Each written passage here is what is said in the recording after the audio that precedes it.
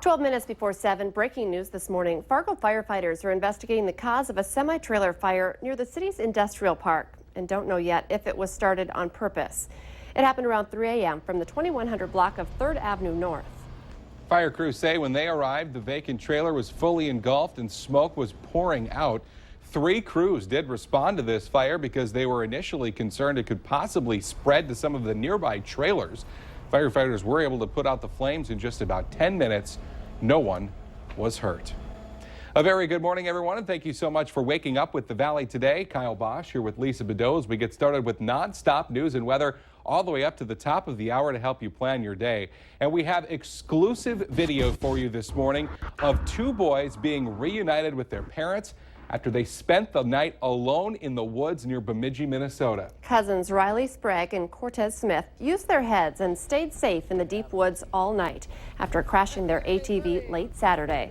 Officials say the 7- and 8-year-old had the good sense to break into a nearby cabin and spend the night before searchers found them Sunday morning. Lots of people praying from coast to coast. We got them on the prayer chains right away. Was that an awful long night? It was the longest night I've ever had. Good morning, though. Awesome morning. Thank you, Jesus. They found them. Now, the boys were found just about an hour and a half after the search started yesterday morning. Some 250 volunteers showed up to help look for them. What a great story to see. I can't imagine how scary that was, but a happy ending. Today's the day we add another spring road project to our daily mix. The 1st Avenue North Bridge between downtown Fargo and Moorhead is closing today and will remain blocked all summer long.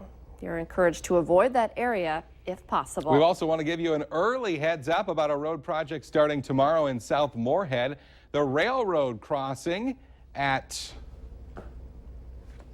20th Street and 30th Avenue South is set to be closed until June 11th for improvements. Drivers are encouraged to find an alternate route around that detour.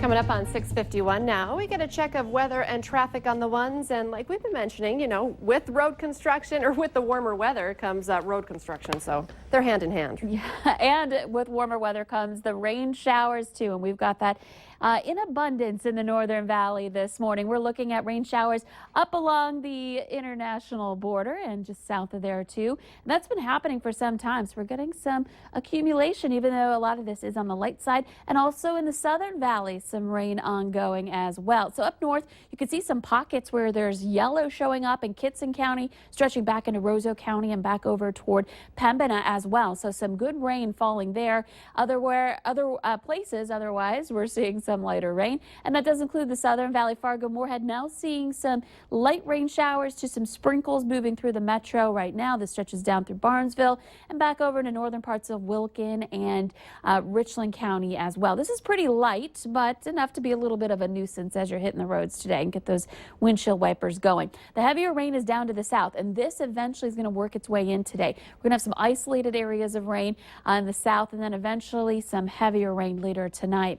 42 degrees in Fargo, 38 in Grand Forks to start off this morning. It's chilly in Langdon. We're at 34 degrees there. And in contrast, Fergus Falls is on the warm side of this boundary. We're looking at 54 degrees for your current temperature. Highs today in Fargo right around 60. We'll see mostly cloudy skies, maybe 1 or 2 peaks of sun, but it's going to be mainly on the gray side today. And then chances for rain increasing into the afternoon hours. Wind out of the northeast and gusting into the 20s to 30 miles per hour. You can see we've got some gray skies as we're looking out eastward on our tower cam. And through the next several hours, again, we're going to be seeing those rain showers push in. We just want to show how this will play out. Things will quiet down in the north, and in the south, that rain will really start to work its way in. And we've got some ongoing areas of heavy rain into late tonight and into the day tomorrow. And by the time this is all done, this is an update from what we were looking at earlier this morning. We could be seeing an inch or more of rain in some parts of the Southern Valley. So something to keep in mind. This will be going on through the Tuesday time frame. So the next couple of days look soggy and gray with temperatures right around 60 degrees for your high. We dry out and stay in the 60s for the rest of the week. Let's check in with Al. Eastbound on Interstate 94 this morning, and traffic has really picked up, westbound I-94 in particular, but eastbound I-94 pretty darn busy. Folks, make sure you have those lights on this morning. You can use it in the rain. The road surface starting to get wet, not causing any travel problems. Interstate 94 or Interstate 29 traffic is pretty busy as well. And we have a stalled car or a stopped car. I'm not sure exactly which one it is. Looks like a silver Pontiac Grand Prix. It's on the ramp off eastbound I-94 onto Vets Boulevard. The flashers are on. Looked like there was somebody in the car, so make sure you're mindful of that. Drive carefully this morning. Remember all the road work going on. Al Honnold, Valley Today traffic. 6:53 now, and we're following a developing story in northern Minnesota this morning. The Minnesota State Patrol is investigating a deadly crash near Cass Lake. Troopers say a pedestrian was struck and killed while walking on Highway 2 last night. The crash happened just before 10 p.m. The name of the person killed has not been released. The State Patrol says the driver of the car involved was not hurt. Police are waiting to notify relatives before releasing the name of a woman killed by a train in Wadena, Minnesota. The Wadena County Sheriff's Office says the woman and her dog were seen on the train tracks. They were then hit by the train around 6 p.m. on Saturday. Railroad officials say the woman was not at a crossing when she was hit. A West Fargo man is facing 3 felony charges after police say he was fighting with them and tried to take a police officer's gun. They were called to the Fargo Holiday Inn just after midnight yesterday on a report of a man causing problems. 24-year-old Logan Marks had allegedly broken a mirror. Police say Marks became combative with them and reached for an officer's gun. They say he was tased and handcuffed, then kicked an officer. Marks was then pepper sprayed and taken to the hospital for minor injuries before going to jail. The injured officer received minor injuries. A 10-year-old boy is recovering from a train crash in the Twin Cities over the weekend that severed his leg. Police say the boy was hit by the train and dragged Saturday afternoon near a Minneapolis park. He lost his leg below the knee, suffered injuries to his other leg, and had severe head trauma. Officers who responded used a tourniquet to stop the bleeding. Now, the boy is expected to survive. The turn of the calendar to this week means we have officially entered Game Week for the Bison. The annual spring game at the Fargo Dome is on Saturday, and here's some things to look forward to for the game. Several position groups that may look a little unfamiliar to you as new players join the team and others take on new roles. Of course, your home for Bison football is KVLY, and we are your home for the green and gold spring game coverage as well. It all starts at 12:30 on Saturday with our Farmers Union Insurance Bison football pregame show. We'll take you to the championship ring ceremony, and then, of course, the game starts at 1:30 with all of the coverage. We're also hoping to talk to some future #ProBison. Carson Wentz and Joe Haeg expected to be a part of the broadcast as well. Maybe your chance to hear from the future #1 overall pick. I can't wait to see him NFL playing draft. for the Rams. It's so exciting. You were somehow, you, the weirdo Rams fan. I know, there's like 3 of us in all of North Dakota. For 2 months, you've just been like, I hope Carson can go to the Rams somehow. And it was like, it was not a possibility at all. And then all of a week, sudden, it's a possibility. it's a chance.